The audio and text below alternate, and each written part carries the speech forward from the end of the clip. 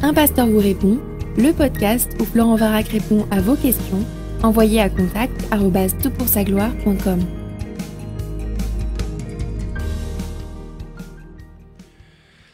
La question est posée. Bonjour, j'écoute régulièrement vos podcasts que j'apprécie beaucoup et qui m'ont permis de pouvoir mieux saisir la vérité de l'Évangile. Une question me chiffonne encore. Quel rapport y a-t-il entre le pardon et la justice ? Pouvons-nous pardonner une personne qui a fait quelque chose de grave et encore la dénoncer à la justice ? N'y a-t-il pas une forme de vengeance dans le fait de dénoncer cette personne ? J'ai de la peine à concilier ces deux notions. Je vous remercie. Écoute, c'est une super question, comme toutes les questions qu'on reçoit sur le site de TPSG, et je répondrai très simplement, absolument, oui, tout à fait, on peut tout à fait pardonner et en même temps porter plainte. Alors, comment étayer cette réponse ? Comment la justifier ?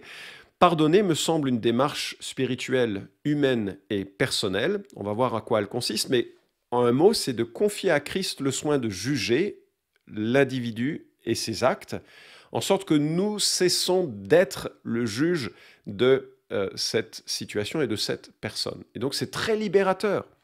On rend à Christ l'offense sur la base que le péché est avant tout une faute envers Dieu. Et Dieu, on le laisse s'en occuper. Et il fera comme il veut, en sachant que lorsqu'il n'y a pas de pardon sur un individu, ça s'appelle l'enfer éternel, donc c'est fort comme justice. Et que s'il choisit de le pardonner parce que la personne est réellement un disciple de Christ, alors c'est Christ qui a payé, et c'est aussi très fort. Bref, quant à nous, la démarche, elle est simplement le fait de déposer aux pieds de Christ le mal qui a été fait. Pour que lui le gère, il y a un aspect très libérateur dans cette démarche. Ceci dit, porter plainte, ça appartient à la sphère publique, sociétale.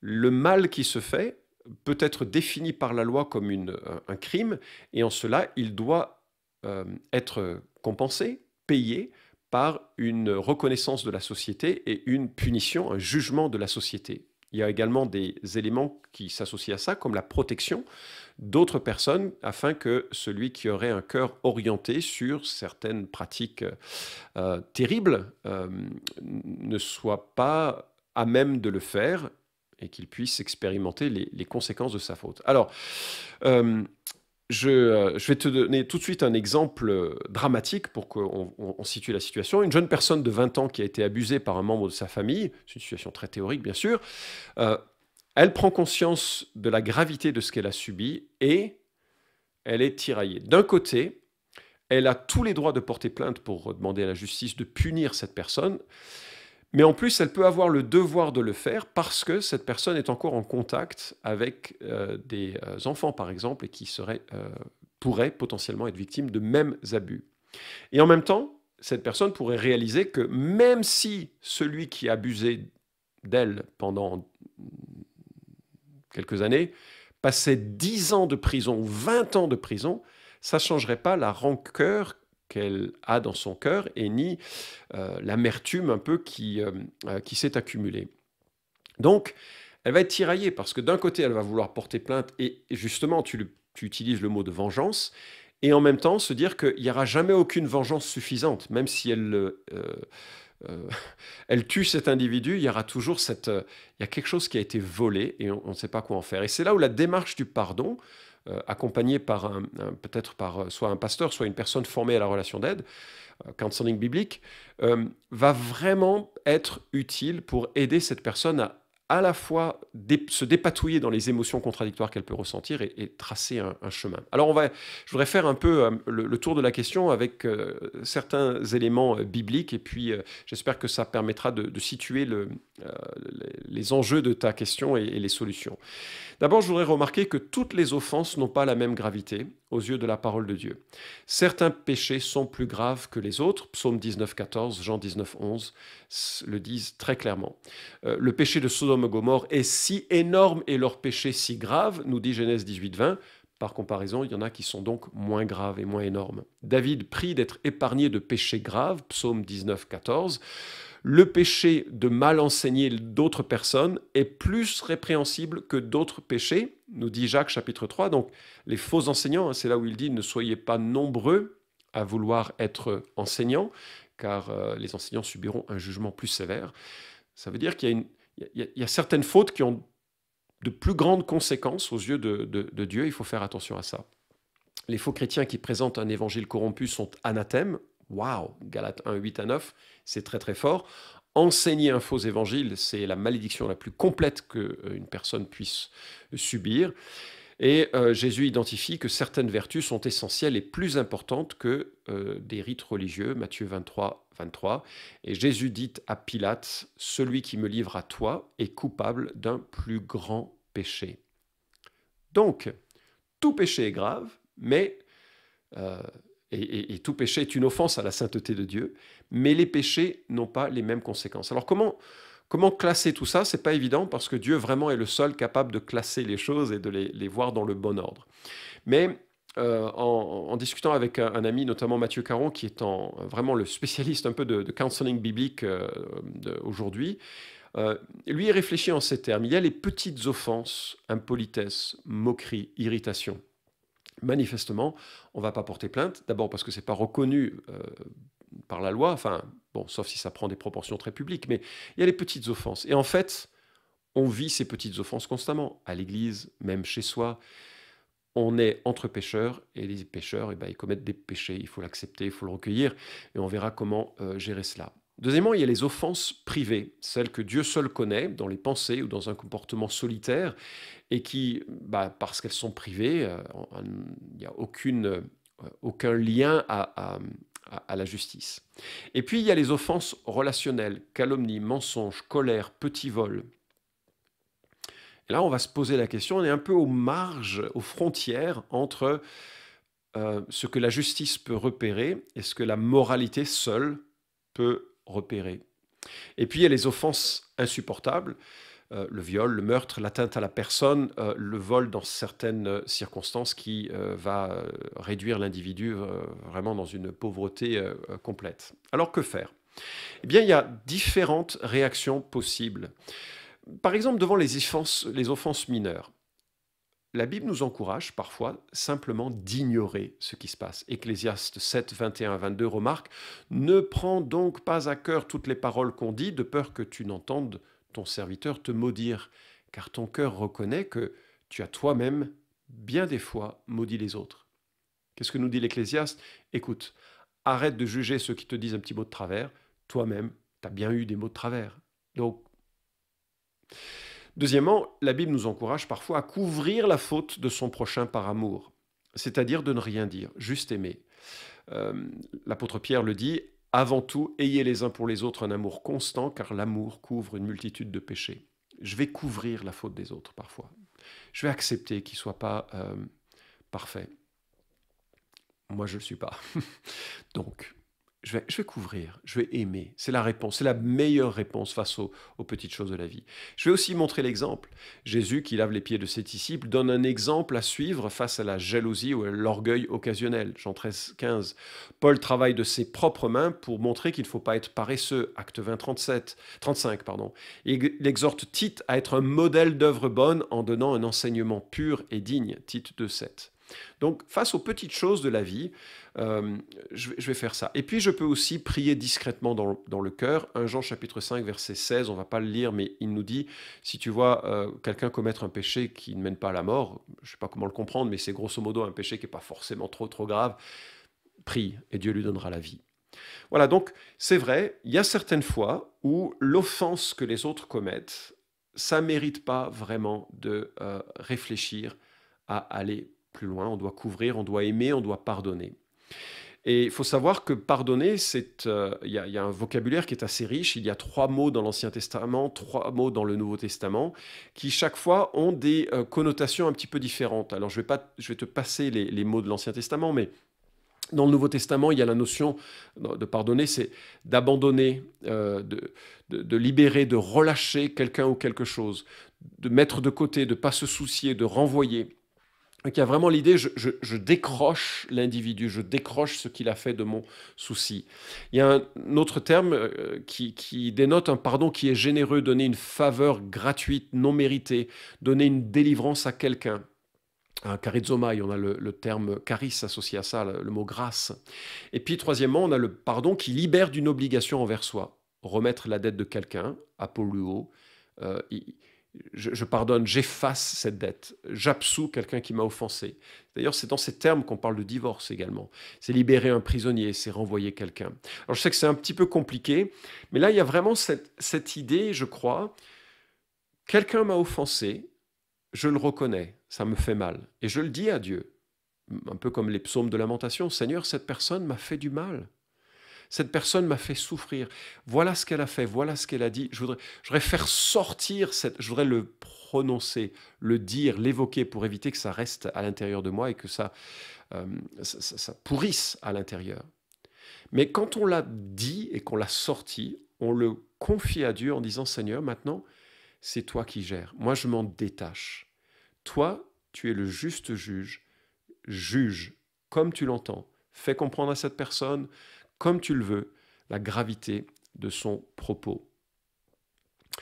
Ça, c'est pour les questions des offenses mineures, des offenses que l'on choisit de pardonner, ou des offenses majeures dans la dimension personnelle de « je confie à Dieu ce qui s'est passé ».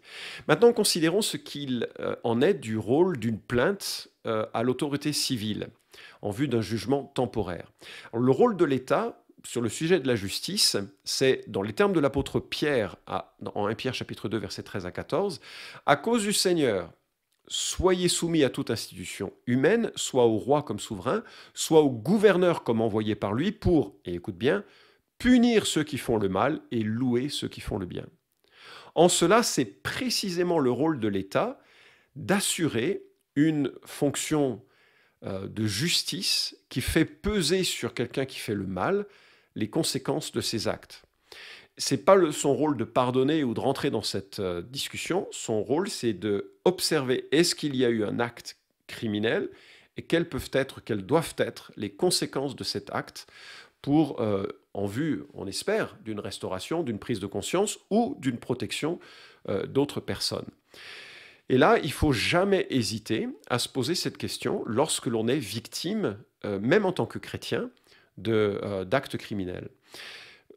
Et je pense notamment qu'il y a eu une grande naïveté sur cette question par rapport à la notion du pardon. Le pardon que l'on doit distribuer avec générosité, mais qui ne touche pas la sphère juridique et qui a fait que certaines fois, des églises ont couvert des actes, par exemple, de pédophilie, mais à tort, parce qu'il ne saurait être question de couvrir quoi que ce soit, parce que la gravité de ces actes conduisent à des traumatismes majeurs qu'il va falloir gérer et à la mise en danger de la vie humaine d'autres enfants et d'autres jeunes. Et donc, même si on peut pardonner quelqu'un qui a commis des actes aussi ignobles et terribles dans leurs impacts qu'un abus sexuel sur un mineur, il ne saurait être question de se poser la question, mais tiens, je vais voir si je porte plainte ou pas. Non, il faut d'abord, par la loi, c'est exigé, mais aussi moralement, c'est exigeable. Il va falloir maintenant que la justice se saisisse de cette situation, examine les faits avec les compétences qu'un pasteur n'a pas d'ailleurs, ni un groupe d'anciens, pour ensuite mener un procès si c'était nécessaire. Et je remarque que l'apôtre Paul lui-même a recouru à la justice des hommes. Nous sommes, par exemple, et à 2 reprises, par exemple à Philippe, il exige la justice des gens de la ville, tu pourras lire l'histoire en Actes chapitre 16, versets 35 à 40, pour se protéger lui-même d'abus. Et il y a d'autres situations que l'on retrouve où Paul en appelle par exemple à César, parce qu'il va être victime autrement d'un jugement injuste. Alors, pourquoi porter plainte si l'on a pardonné dans son cœur ? Bien, parfois parce que la loi l'exige. J'ai mentionné les abus sur enfants. Lorsque vous êtes au courant d'un abus sur un enfant, vous n'avez pas le loisir de prendre une décision. La décision, elle doit déjà être prise. C'est à l'État de réfléchir s'il doit y avoir ou non un procès, s'il y a eu offense ou pas. C'est en dehors de notre champ de responsabilité. Parfois pour protéger autrui de la reproduction des mêmes actes. Je pense que c'est fondamental que certaines personnes dont le comportement est marqué par un vice de pouvoir lui faire prendre la mesure des conséquences de ses actes, et parfois la plainte est la seule chose. Et donc ça peut être à la fois une mesure de protection et à la fois une mesure pédagogique pour lui-même.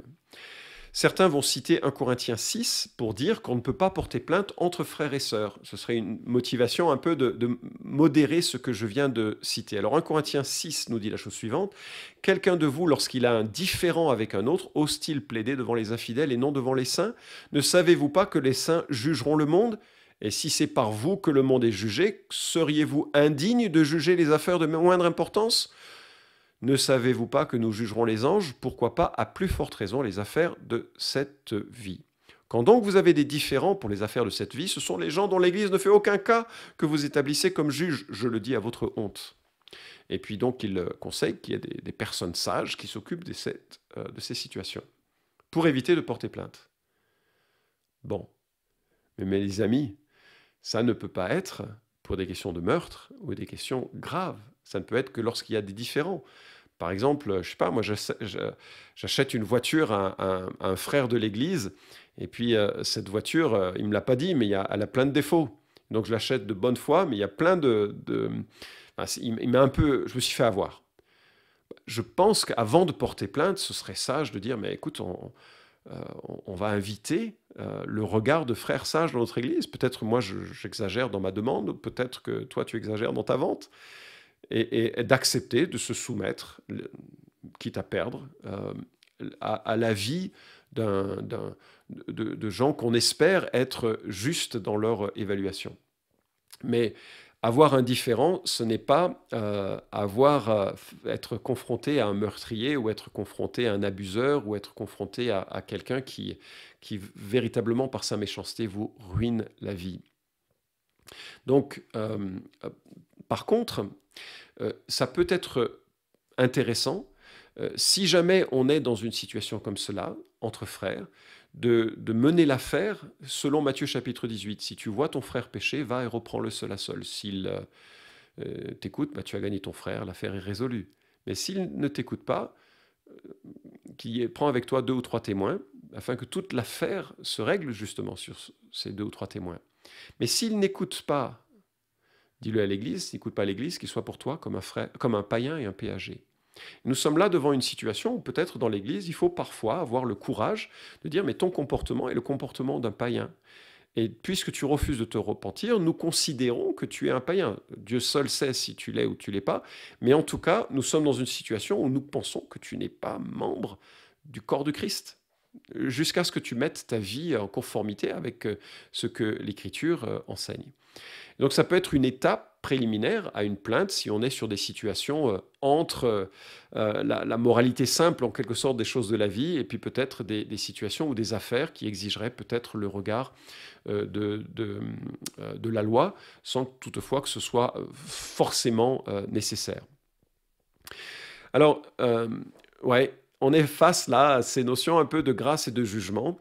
Le texte de 1 Corinthiens 6 enchaîne avec cette terrible annonce et cette belle promesse qui me permet de clôturer ce podcast.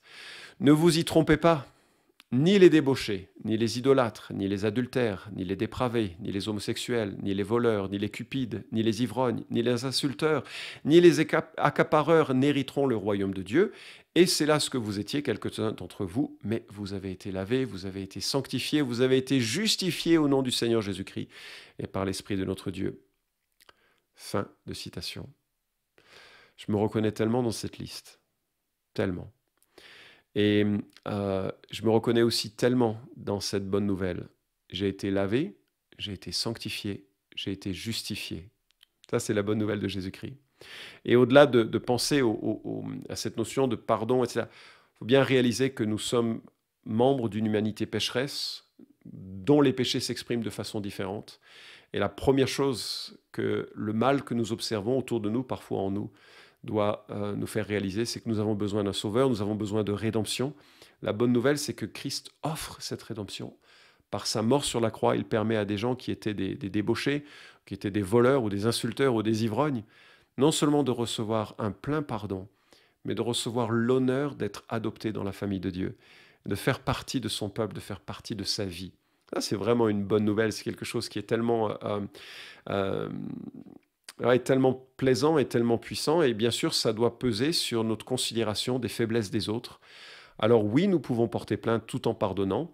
Et oui, parfois, nous pouvons choisir de dire, bon, je passe l'éponge parce que je suis un disciple de Christ qui a été pardonné, je choisis de pardonner. J'ai bien précisé que dans certains cas, ce n'était pas possible parce que la loi l'interdit. Il nous oblige à porter plainte. Mais dans certains cas, ça peut être une dimension, dans les deux sens, totalement légitime. Je choisis de ne pas aller plus loin, ou bien au contraire, je choisis, pour des raisons de justice que j'ai évoquées, d'aller plus loin. J'espère que ça répond à ta question. Merci en tout cas de l'avoir posée. Vous pouvez suivre cette chronique hebdomadaire Un pasteur vous répond sur SoundCloud, iTunes et Stitcher. Retrouvez les questions déjà traitées sur toutpoursagloire.com. Si vous aimez ce podcast, merci de le partager sur les réseaux sociaux et de laisser une note sur iTunes. À la semaine prochaine!